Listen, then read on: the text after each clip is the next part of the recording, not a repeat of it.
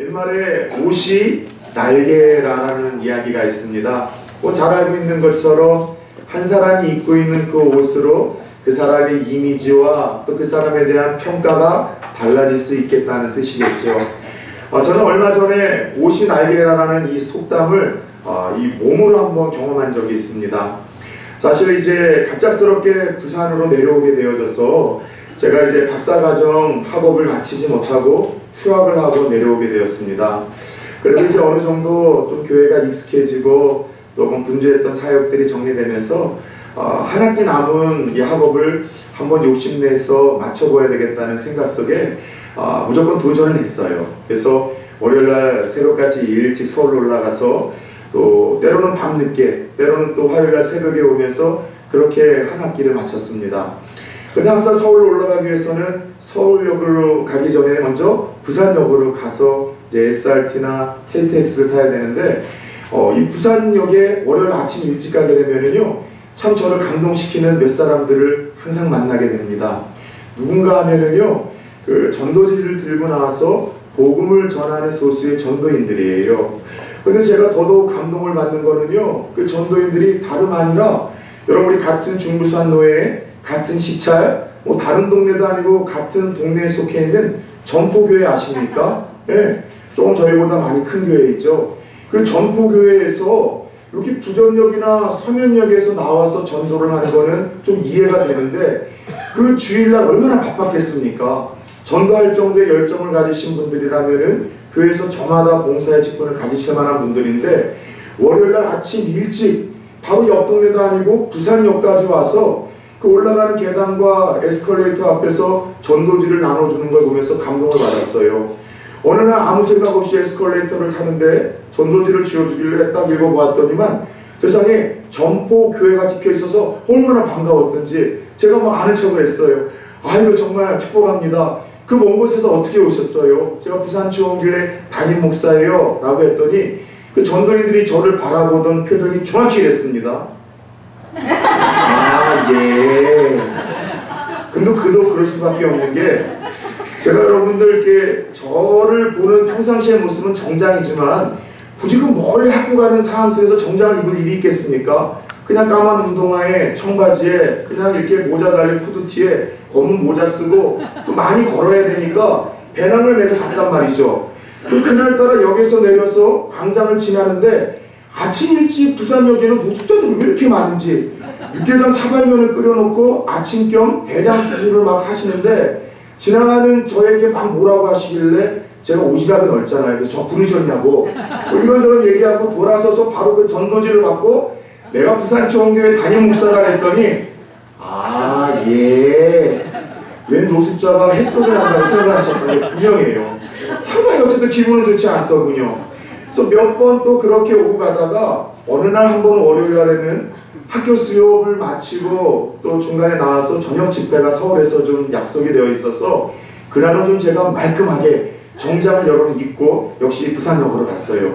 똑같은 전도인들에게 똑같은 전도지를 받고 똑같이 반가워하면서 제가 부산지원교회 담임 목사예요 라고 했더니 아이고 목사님 반가워요. 소문 많이 들었다고 하면서 똑같은 상황 속에서 똑같은 전도인들이 저를 다르게 대하는 모습 보면서 이래서 옛날 분들이 옷이 날개라 라는 이야기를 남겼다는 생각을 갖습니다.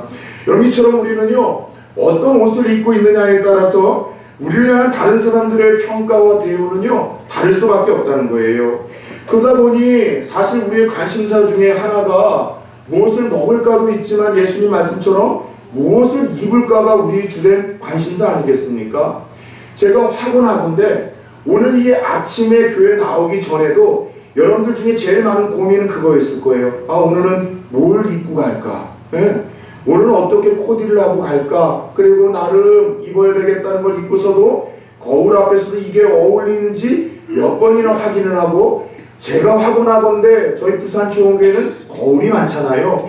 1층에서 2층 올라오면서도 여러분이 입은 옷에 대해서 헝클어진 것은 없고 더러워진 것은 없고 잘 어울리는지 옷에 대한 특별한 관심을 100% 다 보이셨을 거라 저는 생각을 합니다. 여러분 오죽하면은 옛말에 불경길에도 망하지 않는 장사가 딱 두 가지가 있다고 하잖아요. 첫 번째가 어떤 장사요? 먹는 장사, 먹는 장사. 진짜 먹는 장사는 망하지 않는 것 같아요. 우리 일부 예배에 나오고 지금 봉사하고 있는 상훈 형제가 얼마 전에 창업을 했잖아요. 부산 초원 회오리 감자. 그래서 여러분 요번 지난주에도 추운 날씨에 또 그 양철 두루마를 끌고 나갔다가 들어오는 그 아들 보면서 야 돈은 좀 벌었냐 그랬더니만 자랑이나 하듯 1,000원짜리 이만큼 구겨가지고 목사님 이만큼이나 벌었다가 하면서 이 입이 기밑에 걸렸더라고요. 그래서 그 다음날에는 제가 학교 앞에서 한다는 이야기를 듣고 하나 사라 주려고 갔다가 세상에 아이들이 구름대처럼 몰려가지고요. 제가 여러분들 사 먹지도 못하고 왔어요. 그날 저녁에는 2배로 벌어가지고 세상에 이 재료가 다 떨어져가지고 감자 100개 다 팔아가지고 일찍 철수했다는 얘기를 들었어요. 여러분 불경기 속에서도 먹는 장사가 망하지 않는다는 이야기가 그런 이유 아니겠습니까? 또 이야기 듣고 청년 고시 준비하는 친구들 중에 야 내일은 장사다 이렇게 생각하고 여러분 접근하면 큰일 납니다. 근데 먹는 장사와 더불어 또 절대로 불경기에도 망하지 않는 장사가 뭐라고요? 입는 장사예요. 왜냐? 사람들은요 이 옷 입는 거에 대해서 관심을 많이 가져요. 특별히 여성이 더 관심이 많을까요? 남성이 더 관심이 많을까요? 여성 그죠? 꼭 그런 것만은 아닌 것 같아요. 저 같은 사람은요 이거 외모를 조금 받쳐주는 것이 옷이다 보니까 중학교 3학년 때서부터 강화도라는 시골에서 서울로 와서 옷을 살 정도로 관심이 많아요. 그러나 보편적으로는 여성들이 옷에도 관심이 많잖아요. 그래서 계절만 지나면은요 여성들은 늘 고민을 합니다. 작년까지도 잘 사서 입었던 옷인데 입을 게 없대요. 네. 옷장을 보면 입을 게 하나도 없대요. 작년에 사서 잘 입던 이 옷은 뭐냐고 하면 그건 옷이 아니라 쓰레기라고 하지 않습니까? 여성들이 입는 거에 대해서도 관심이 많다는 거예요. 여러분 중요한 것은 여러분 이처럼 오늘날 사람들은 옷에 대해서 집착 아닌 관심을 깊게 갖는데 그거 아세요?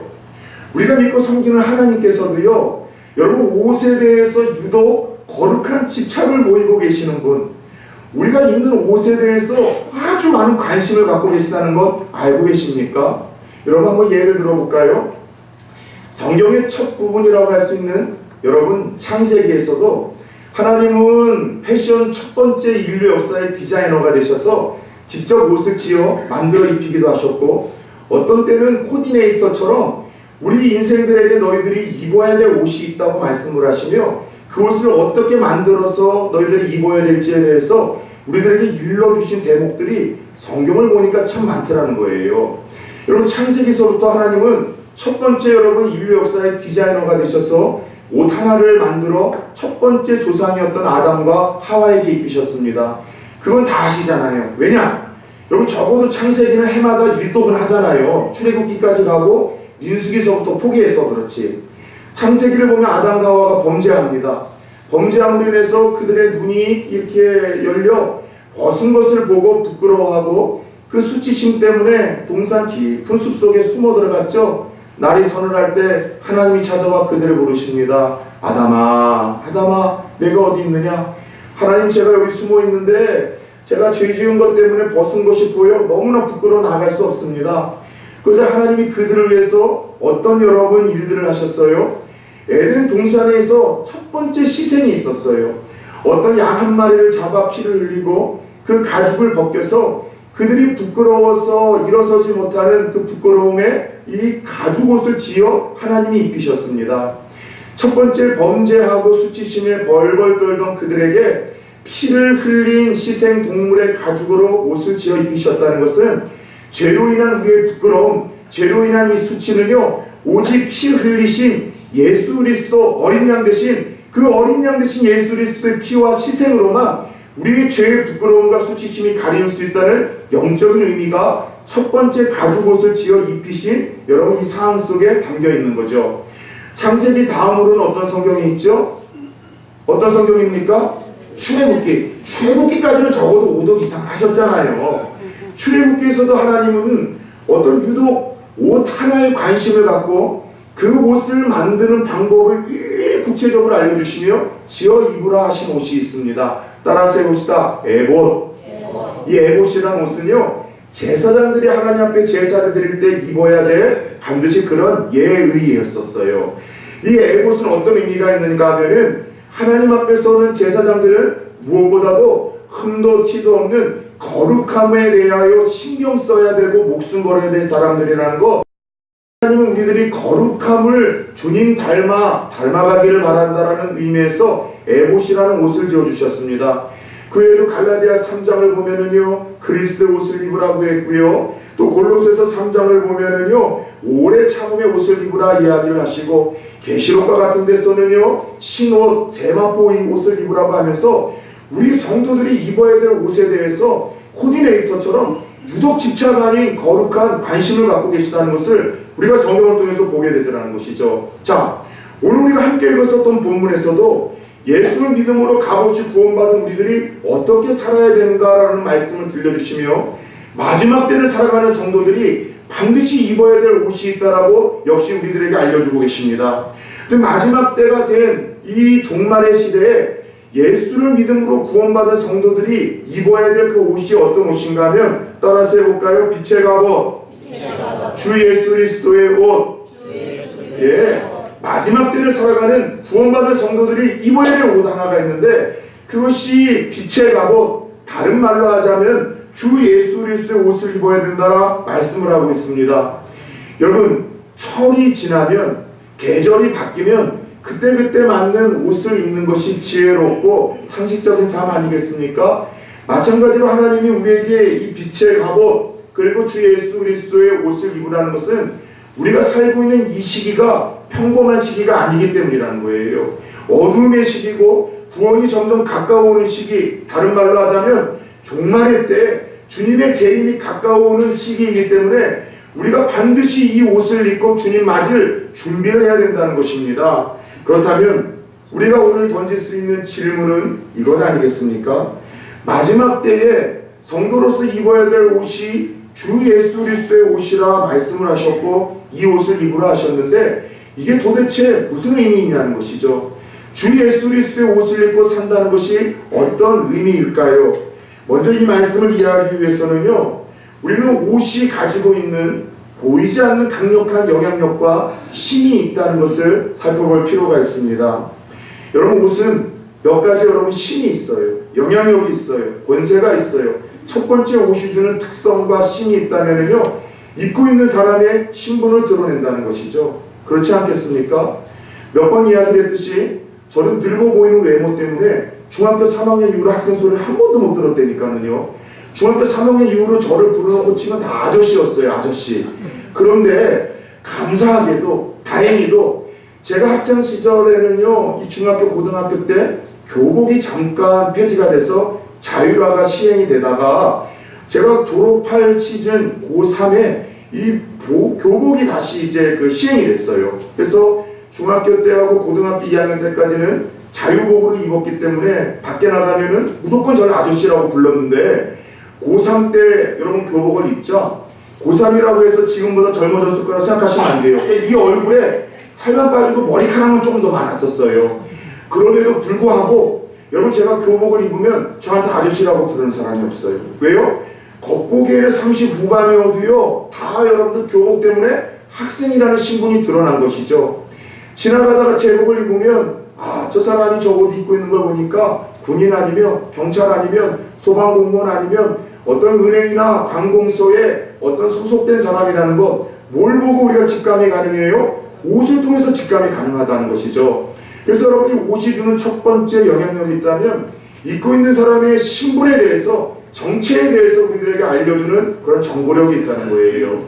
더 나아가 옷이 가지고 있는 보이지 않는 또 다른 영향력과 힘이 있다면요, 이 옷을 입고 있는 사람의 생각과 행동을 지배하고 통제하는 무서운 힘이 있다는 것입니다.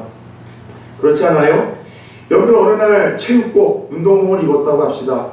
그러면 삶이요, 되게 막 프리해져요. 편안해져요. 아무 데서 눕고 싶고, 운동하고 싶고, 달리고 싶고, 그리고 여러분 조금 조심성이 없어지는 것 우리가 느끼고 있지 않습니까? 반면에 정장을 입으면 좀 어떻습니까? 불편한 것은 분명하지만 어른스러워지죠? 모든 행동 거지가 조심스러워지지 않습니까? 저는 결혼식장만 가면은 깜짝깜짝 놀랄 때가 많아요. 평상시에는 아이고 저거 장가가겠는가 싶을 정도로 흔하게 입고 다니는 형제, 평상시에는 아이고 저거 시집은 가겠는가 퀴즈하게 입고 다니던 그 자매들이 이 친구나 이 교회 지체의 결혼식장에는요, 삐까뻔쩍한 모습으로 나타나는 거예요. 별 볼 일 없었던 녀석들이 정장 입고 오면은요, 그날의 신랑같이 보이더라니까는요. 별 볼 일 없어 보이던 자매들이 그날따라 옷을 예쁘게 정장 입고 오면은요, 신부 저리 가라 할 정도로 그렇게 단정하고 어른스러워지고 예쁜 모습으로 옷 하나 바꿔 입었는데 그렇게 여러분 보이더라는 거예요. 예를 들어 여러분들 나이 들어 옷을 입으면 노인 같은 행동을 하게 되고, 나이가 들어도 젊게 옷을 입으면 생각도 마음도 젊어진다는 것도 알고 계십니까? 남자들이 예비 군복을 입으면 어떻게 될까요? 속된 말로 다 개가 된다고 합니다. 의사도 목사도 학교 선생님도 이상하게 이 예비 군복을 입고 예비 군장에 가면은요, 아무데나 앉고 아무데나 눕고 아무데서나 자꾸 내리고 오줌을 내리고 시신이도 말을 안 듣는다는 거예요. 평상시에는 안 그런데 이상하게도 그 군복, 예비 군복에는 그런 힘이 있는 것 같습니다. 여성들은 치마 입으면 어때요? 저는 여성들이 치마 입으면 참 여성스럽고 보기 좋습니다. 여성하죠? 근데 여성들 치마 입고 아무데나 뭐 쪽 양반대로 앉는 분들 보셨습니까? 길을 걸을 때에도, 여러분들 이렇게 계단에 오를 때에도 얼마나 그 행동거지에 신경을 쓰고 의식을 하는지 모릅니다. 여러분, 이뿐만 아니라 옷은 그것을 입고 있는 사람의 의식까지도 지배한다는 거 아십니까? 계속해서 신경 쓰게 만들어요. 자유롭지 못하게 만듭니다. 여러분, 오늘 하루에도 몇 번이나 거울 앞에 여러분이 섰다는 것 알고 계십니까? 왜요? 얼굴만이 아니라 내가 입고 있는 옷에 뭐가 묻진 않았는지, 내가 입고 있는 옷에 무언가 문제는 없는지, 헝클어지지는 않았는지, 저 같은 경우는 넥타이가 조금 삐뚤어지진 않았는지. 왜냐면은요, 목사가 넥타이가 삐뚤어지면은 하루 종일 그것 때문에 은혜 못 받고 가시는 분들이 교회마다 꼭 한두 명씩 있더라니까요. 그래서 우리가 하루에도 몇 번씩 내 옷에 지저분한 것은 없는지, 헝클어진 것은 없는지, 트어진 것은 없는지, 더러운 것은 묻지 않았는지 거울을 수도 없이 의식을 하고 바라보며 오늘 우리가 여기 앉아있다는 것이죠. 그런 의미에서 이처럼 옷이라는 것은 입고 있는 사람의 신분을 드러내고 그 사람의 의식과 생각과 행동까지도 지배하고 통제하는 강력한 힘이 있다면, 그런 의미에서 마지막 때를 살아가며 주 예수 그리스도의 옷을 입으라는 이 말씀은 이런 의미로 받아들일 수 있지 않겠냐는 것이죠. 첫 번째, 옷이 그 사람의 신분을 드러내듯 너희들이 누구의 소속인지 누구의 자녀들인지 드러내며 살라는 거예요. 주 예수 그리스도의 옷을 입으라는 것은 군복을 입었다면 나라를 위해서 죽을 그런 군인이라는 것이 드러나는 것처럼, 경찰복을 입었다면 시민들의 안전과 평안을 위해서 죽겠다라는 다짐을 하며 경찰이라는 것을 드러내는 것처럼, 너희들은 예수 그리스도의 자녀들로서 믿음으로 구원받았다면 주님의 자녀로서 그 삶에서 정체성을 드러내야 된다라는 하나님의 말씀이라고 이해를 하면 참 좋을 것 같아요. 오늘날 이 시대가 영적인 자폐증이 걸려있는 시대라고 이야기를 했잖아요. 자폐가 뭐예요? 드러내지는 않는 거예요. 표현하지를 않는 거예요. 말하지 않는 거예요. 영적인 자폐라는 건 그런 것 같아요. 예수 믿는 성도들임에도 불구하고 학교에서 내가 크리스찬이라는 것을 드러내지 않습니다. 직장에서도 드러내지는 않습니다. 친구들과의 만남에서도 내가 예수 믿는 사람이라는 것을 되도록이면 숨기려고 하고 가리려고 하는 시대 속에서 살아가고 있다는 것이죠. 제가 가끔가다 이전에는 어떤 그 대학의 신우회를 인도하거나 경찰 신우회를 인도하러 간 적이 참 많습니다. 근데 신우회 임원들이 하는 말들이 다 그런 말이에요. 목사님, 이 학교가 미션 스쿨이라 선생님들 중에 대부분이 크리스찬들입니다. 그런데 드러내질 않는다는 거예요. 경찰들 중에 정보를 보면은요, 거의 3분의 1 정도는 크리스찬들이라는 거예요. 그런데 같이 기도하고 우리가 하나님의 은혜를 구하자 이야기를 한다면 이 드러내질 않는다는 거예요. 물론 그 이유를 알고 있습니다. 우리의 삶이 떳떳하지 못하니까, 깨끗하지 못하니까 잘못 살았다가 하나님이 영광 가리우게 되고 욕먹히게 될까봐 자기는 드러내지 않는다는 이야기를 하시는 분들이 있어요. 그런데 조금 더 솔직해지면 안 될까요? 내가 깨끗하게 살지 못해서 하나님의 영광이 되지 못한다는 그 핑계가 아니라 크리스찬이라는 것을 친구들 사이에서 알면 불편해지잖아요. 믿지 않는 사람들 사이에서 내가 교회 다니는 사람이라는 걸 알리면 불편해지잖아요. 왜요? 너는 왜 예수 믿는 사람이 그따위냐라는 이야기를 들을까봐 세상 사람들처럼 편안하게 술자리 즐기고 편안하게 소리치고 편안하게 화도 내고 편안하게 살고 싶은 그 마음 때문에 가리는 것이 솔직한 우리의 속내 아니냐는 것이죠. 이런 상황 속에서 너희가 거룩한 커밍아웃을 좀 하라는 거예요. 여러분, 요즘에 TV에서 나오는 연애 프로그램을 보게 되면은, 예능 프로그램을 보게 되면 자랑하는 게 꼭 두 가지밖에 없어요. 자기가 술 먹고서 자기에게 일어났던 에피소드들을 자랑을 합니다. 그 중에는 제가 큰 교회에 있으면서 크리스찬 연예인들에게 불러다가 간증을 했던 사람들도 있어요. 제가 있었던 교회 집사님들도 있는데, 여러분, 그 자리에 예능 프로그램만 나가면 술을 자기가 얼마나 많이 마셔서 어떤 실수를 했는지 그 이야기를 자랑해요. 그러니까 내가 요즘에 여러분들 남자인데 남자를 사랑하는 사람이고 여자인데 여자를 사랑하는 사람이라고 커밍아웃을 하고 있어요. 여러분, 술 먹고서 저질렀던 실수들 부끄러운 것 아닙니까? 남자가 남자를 사랑하고 여자가 여자를 사랑하는 거 부끄러운 것 아닙니까? 그런 것도 자랑하는 이 시대 속에서 왜 예수 믿는 사람들이 역사의 주인이 되시고 수많은 사람들을 변화시키고 우리에게 진정한 행복과 기쁨과 구원을 주시는 그 예수 그리스도에 대해서 부끄러워하는지, 이 마지막 때를 살아가며 너희는 그러지 말라는 거예요. 예수 믿는 그 믿음 하나만으로 값없이 너희와 같은 자들이 구원을 얻었느냐? 그렇다면 마지막 때가 될수록 믿지 않는 사람들로부터 믿는 사람들은 수많은 유혹과 공격과 비난을 받을 것인데, 너희들이 내가 예수 그리스도의 자녀요, 하나님의 자녀라는 것을 주 예수 그리스도의 옷을 입고 신분을 드러내는 삶을 살라고 우리들에게 이 말씀을 주신 것입니다. 분명한 것은 불편하지만, 사람들의 의식이 있겠지만, 시선이 있겠지만, 내가 가는 곳마다 주 예수 그리스도의 옷을 입고 나의 신분과 나의 정체를 여러분 오픈하기 시작할 때 그와 같이 빛의 삶을 살 수 있는 하나님이 은혜를 주시고 부담을 주시고 능력을 주시리라 믿습니다. 주 예수 그리스도의 옷을 입으로 말미암아 가는 곳마다 여러분이 떳떳하게 하나님의 자녀요, 그분의 사랑과 돌봄과 축복의 대상임을 드러내시고 자랑할 수 있는 성도님들 되어주기를 예수의 이름으로 축원합니다. 두 번째, 주 예수 그리스도의 옷을 입으라는 이 말씀의 의미는요, 옷이 입고 있는 사람의 생각, 행동, 의식을 지배하고 통제하듯 우리가 예수 그리스도의 이 은혜를 날마다 의식하고 그분을 날마다 의식하고 그분만을 신경 쓰며 또 그분의 지배와 통치를 받으라는 것, 한마디로 우리의 머릿속에 예수 그리스도를 좀 채워 넣으라는, 그분의 다스림을 받으라는, 통제를 받으라는 그런 의미가 주 예수 그리스도의 옷을 입으라는 거예요. 그거 아세요? 마지막 때를 살아가면서 사람들은 저마다 본인이 알고 모를 뿐의 차이일 뿐 무언가의 지배와 통치를 받으며 자유롭지 못하게 살아가고 있습니다. 여러분, 돈의 통치를 받는 사람들, 지배를 받는 사람들 얼마나 많습니까? 돈 버는 건 아름다운 것이죠. 귀한 것이죠. 뭐니 해도 돈으로 오고 가는 사랑과 여러분 인정은요, 우리가 여러분 이건 인정할 수밖에 없어요. 아니, 돈이 좋아요. 그런데 그 돈을 버는 일에 있어서 신앙임에도 불구하고 신앙인으로서 지켜야 될 것들을 내려놓고 양심을 버리고 수단과 방법을 가리지 않는다면요, 그건 돈의 지배와 통치를 받는 거예요. 그 돈을 하나님 주신 그 뜻대로 잘 선용하지 않고 하나님에게 드려야 될 것들 드리지 않고 내가 먹고 입고 마시는 것 즐기는 것만 사용한다면 우리는 여러분 돈의 주인 같지만 돈의 지배와 통치를 받는 노예라는 사실을 아셔야 된다는 것입니다.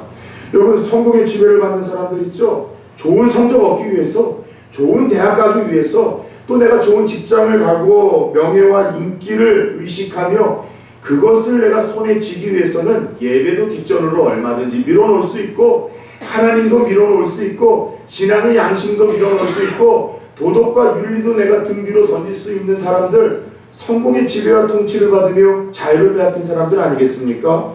여러분, 중독의 지배를 받는 사람들이 있죠? 술, 그거 중독입니다.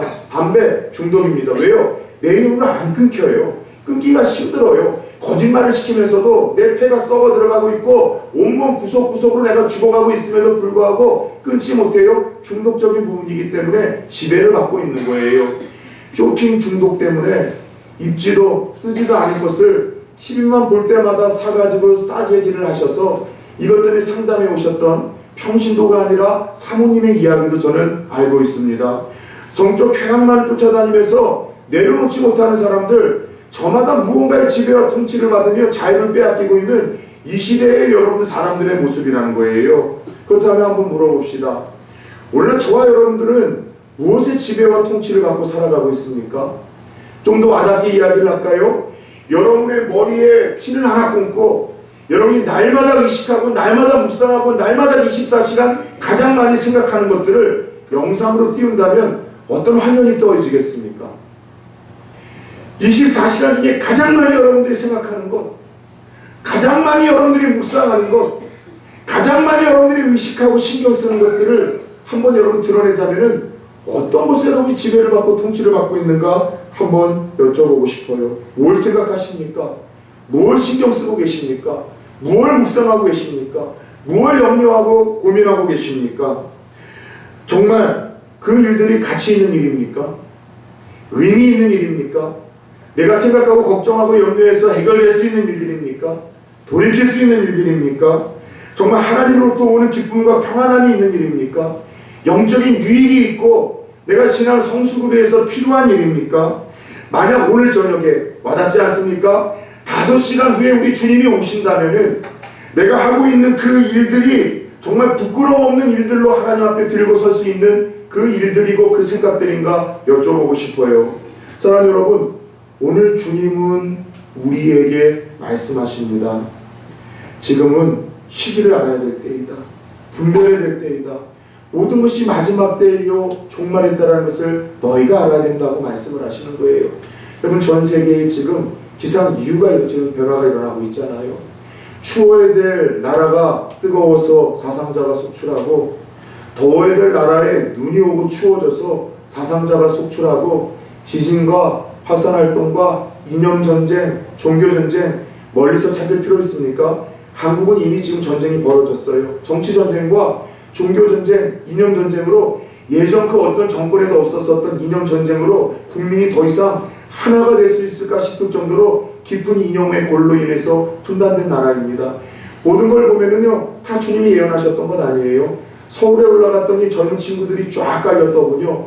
저에게 주는 전단지를 봤더니만 신천지들이 대놓고 나서 신천지에 빠졌다가 그 부모들이 데리고 와서 그 상담해주는 그 전문가들이 그 자기의 학생을 죽였다고 법적으로 제재해달라고 여러분 그걸 호소하고 있더군요.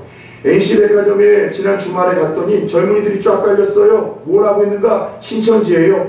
한 청년이 저에게 안타까워서 카톡을 밤늦게 보냈습니다. 목사님, 학원 갔다가 오는데 젊은 친구들이 교회 앞에도 너무나 많아서 계속해서 이 도를 안 하고 이야기를 하고 신천지를 전하는데 너무나 속상하다는 이야기를 저에게 들려주더군요. 마지막 때가 될수록 거짓 그리스도가 증거하고 거짓 선지자들이 증거하고, 여러분, 정치와 사회가 혼란하고 이기적이고 사람들이 악독해지고 무정해지고, 그리고 믿는 사람들이 더 많은 핍박과 비난을 받게 되고, 끊임없는 기상 변화와 그리고 지진과 재난과 이 전쟁이 증가할 거란 주님의 말씀대로 지금 이 시대가 그렇게 흘러가고 있는 것 아니냐는 것이죠. 이런 때와 시기를 보면서 봄이 가까우면 겨울 옷을 벗고 봄의 옷을 입어야 되고, 여름이 가까워지면은 봄의 옷을 벗고 여름의 옷을 입어야 되듯이 지금은 낮이 가까워오고 있고 구원의 때가 오고 있고 주님의 재림의 때가 오고 있을 때라, 너희들이 육신의 정욕을 위해서 하던 세상적인 모든 일에 어둠의 옷을 벗고 주 예수 그리스도의 옷을 입고 그분의 다스림과 그분의 통치를 받으며 그분을 묵상하며 살아야 될 때라고 주님이 우리에게 말씀을 하시는 거예요. 사랑하는 여러분, 오늘 이 시대에도 주님 만날 날 하루하루 다가오는데 오늘 성경의 주인공들처럼 여전히 방탕하고 여전히 술 취하고 여전히 음란하고 여전히 누군가를 시기하고 여전히 누군가를 다투면서도 차차 내가 빛 가운데로 나아갈 거고 차차 주님을 찾을 것이고 차차 열심을 낼 것이라며 그렇게 여러분 자기 착각 속에서 종말론의 이 삶을 포기하는 성도들 우리 가운데에는 없습니까? 때를 분별하지 못하는 인생, 시기를 분별하지 못하는 인생은 미련한 인생이라 말씀을 하시며 그 가운데 저와 여러분들이 있지 않냐라고 이야기를 하며, 주님 혹시 우리가 벗어야 될 어둠의 옷이 있다면 이제는 벗어야 되며 이제는 빛의 갑옷 예수 그리스도의 옷을 입음으로 우리의 신분을 드러내고 날마다 그분을 묵상하며 정말 내가 하고 있는 일이 가치 있고 의미 있고 영원한 일인가를 묵상하며 살라고 말씀을 하시더라는 것이죠. 사실 오늘 이 말씀은요, 여러분 잘 알고 있는 유명한 성 어거스틴을 어거스틴 되게 만들었던 그 말씀입니다. 어거스틴은 믿음의 어머니 모니카라는 여인을 통해서 모태신앙으로 태어났고 어려서부터 신앙의 교육을 받았지만 골프와 자녀는 내 마음대로 안 된다면서요. 그 어거스틴이 이른 나이에 마니교라는 그 당시 가장 심각한 이단에 빠져버렸습니다. 그리고 그 이단에 빠져서 여러분들 문란한 생활을 살다가 16살 때에 중학교 3학년 정도 나이가 되는 건가요? 16살 때 사창가의 한 여인과 사랑에 빠져 동거를 하다가 16살 때 여러분 아기 아빠가 되었습니다.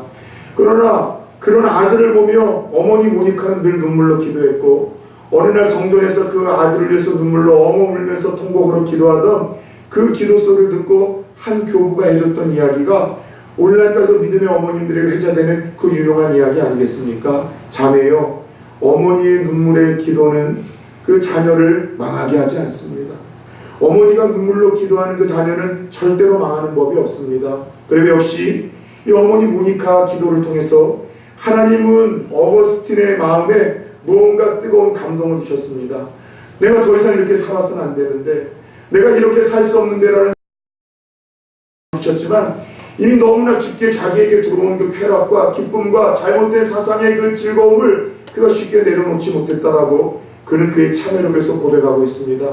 이것은 아닌데, 벗어야 되는데 내 힘으로 그것을 할 수가 없었다라는 거예요. 그러나 어머니의 기도였었을까요? 어느 날 하나님께서 그 어거스틴에게 갑자기 음성을 명확하게 들려주십니다. 책을 들고 읽어라. 책을 들고 읽어라. 그리고 하나님도 들려오는 명확한 그 음성에 어거스틴 어머니의 성경을 손에 쥐어 그가 처음 폈었던 말씀이 바로 오늘 우리가 함께 읽었던 13장 11절에서 14절 말씀이에요. 너희가 이 시기를 알거니와 자다가 깰 때가 벌써 되었으니 이는 이제 우리의 구원이 처음 믿을 때보다 가까웠습니다. 밤이 깊고 낮이 가까웠으니 그러므로 우리가 어둠의 일을 벗고 빛의 갑옷을 입자. 낮에와 같이 단정행하고 방탕하거나 술 취하지 말며 음란하거나 호색하지 말며 다투거나 시기하지 말고 오직 주 예수 그리스도의 옷 입고 정욕을 위하여 육신의 일을 도모하지 말라. 어거스틴은 주님 내가 어찌해야 하오니까 이 어둠의 옷을 벗을 수 있도록 이 강한 집착으로부터 저를 살려달라고 하나님 앞에 기도하기 시작했고, 하나님은 그날 어거스틴에게 새로운 삶을 허락하셨다는 것이죠. 사랑하는 여러분, 자녀들 중에 누군가 아직도 신앙 안으로 돌아오지 않아 여러분의 마음을 힘들게 하는 그런 부모님들 계십니까? 오늘 이 말씀처럼 여러분의 눈물의 기도가 자녀를 살리고 그 자녀를 하나님 앞에 이끌게 하며 그 자녀가 하나님 안에서 시온의 대로를 걷게 하는 그 통로와 도구가 될 줄 믿으시길 축원합니다. 더 나아가 우리 가운데 내가 지금 어둠의 옷을 입고 육신의 정욕을 위해서 살아가고 있는데, 주님, 어거스틴의 솔직한 고백처럼 내 힘으로 이 어둠의 옷을 벗을 능력이 없습니다. 벗어야 되는 것도 알고 있고 내려놓아야 될 것도 알고 있는데 내 힘으로 할 수 없다는 안타까운 마음이 있는 분들이 있다면 오늘 성령이 여러분에게 들려주시는 말씀이 들려지길 축원합니다. 어둠의 옷을 벗고 빛의 갑옷을 입으라. 주 예수 그리스도의 옷을 입으라는 이 주님의 음성이 들릴 수 있기를 축원합니다. 사랑하는 여러분, 지금은 마지막 때임을 기억하며 어둠의 옷을 벗고 주 예수 그리스도의 옷을 입으십시오. 내가 입고 있는 옷을 내가 매 순간 의식하고 신경 쓰는 것처럼 예수님을 의식하며 살아가십시다. 내가 입고 있는 옷이 내 생각과 행동을 지배하고 통제하는 것처럼 빛의 자녀다운 주님의 자녀다운 삶을 드러내시고 살아가시기를 원합니다. 어제 저는 대구에 있는 한 좀 대형교회에 잠깐 집회를 다녀왔습니다. 어제 물어보니까 많이 부흥했더군요. 한 4,000명 어른이 모이고 있다고 합니다. 제가 가서 집회를 인도했던 대상자들은요, 전도 폭발 훈련 리더들이었었습니다. 저희 교회에도 노방전도 팀이 있지만 일주일에 한 번이 아니라 그들은 일주일을 하나님 앞에 복음 전하기 위해서 드려진 일종의 어떤 영적인 복음 특공대라고 생각하시면 좋을 것 같아요. 예전에 제가 가장 혹독한 인생의 훈련을 받을 때 따뜻한 추억을 주었던 동역자의 부탁이기에 토요일임에도 불구하고 갔어요. 큰 교회라서 간 건 아닙니다. 그리고 가는 내내 그런 생각을 했어요. 전도하는 일에 일주일 시간을 다 바친 분들이니까 뭐 아이들 다 키워놓은 60대, 70대 분들이 다수가 아니겠냐라는 생각을 갖고 갔다가 저는 제가 충격을 받고 말았어요.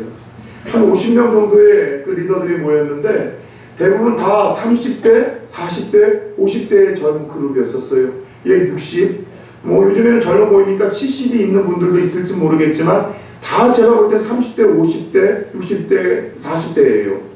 저희 교회 같은 애는 애들 키우느라 목사님 기도의 시간 나갈 수 없고요. 아이들 때문에 제가 예배 드리는 일에 집중할 수 없고요. 내가 아이들 키우는 일에 못한다라고 이야기를 하더라도 제가 다 허락을 하던 그 나이에 분들이 그렇게 하나님 앞에 그 일들을 위해서 충성하고 봉사하는 걸 보며 제가 많은 감동과 도전을 받았다라는 것이죠. 근데 여러분 그분들의 모습을 보면서 저는 도전이 아니라 하나님 주시는 감동이 있었어요. 아, 이렇게 저희들이 아침 일찍서부터 쉬는 시간도 세상에 5분밖에 안 주는 거예요. 5분밖에. 강의와 강의 시간이 5분 쉬고 그리고 밝은 모습으로 말씀을 듣고 말씀을 들으면서 눈시울을 씻고 기도할 때마다 눈물을 흘리고 다시 한번 하나님 앞에서 이 귀한 사명을 감당하겠노라 결단하고 다짐하는 그분들의 모습을 보면서 마음에 참 감동이 있었고 목사로서 부끄러움이 있었어요. 저들과 같이 하나님 앞에 섰을 때 난 너무 부끄러운 것 같아요. 그리고 또 하나 막연한 생각이 우리 교회 성도님들에게도 그런 은혜가 있었으면 좋겠다. 늘 토요일마다 나와서 화장실 청소하고 교회 청소하시는 분들이 다 여러분 나이 드신 분들이고 전도하자고 하면 하시는 분들이 나이 드신 분들이고 봉사하시는 분들이 다 나이 드신 분들인데 30대, 40대, 50대들은 저마다 여러분 바쁘고 아이 키운다고 못한다는 이야기 때문에 제가 너무나 편안하게 해준 것이 목사로서 내가 이것이 직무유기는 아니었는가라는 생각을 그래서 교회가 더 건강해지고 튼튼해지고 저들이 하나님 앞에서 그리스도의 옷을 입고 믿음으로 살아가는 일에 있어서 방해가 된 것은 아니었는가라는 생각에 제가 저를 많이 자책하며 고민을 하며 내려오는 시간을 가졌어요. 사랑하는 여러분, 여러분이 하고 있는 일들 속에서 열심을 내지 말라는 것 아닙니다. 하고 있는 일에 열심을 내십시오. 최선을 다하십시오. 충성하십시오. 그러나 그 일들 속에 늘 물으십시오. 의식을 하십시오. 신경 쓰십시오. 이 일이 정말 예수 그리스도의 내가 자녀라는 것을 드러내고 있는 일이고 행동이고 결정인가? 내가 지금 하고 있는 이 일이 5시간 후에 주님이 오신다 할지라도 이 일 붙들고 이 모습 그대로 주 앞에 섰을 때에도 부끄럽지 않은 일인가? 정말 나를 지배하고 통치하고 나를 다스리는 것이 돈이나 쾌락이나 성공이나 어떤 물질이 아니라 정말 하나님인가를 날마다 물어가면서 오늘 주님 앞에 서더라도 부끄럽지 아니하도록 정말 가치 있고 의미 있고 영원한 것으로 위해서 살아갈 수 있는 저와 여러분들 되어지기를 예수 그리스도의 이름으로 축원합니다.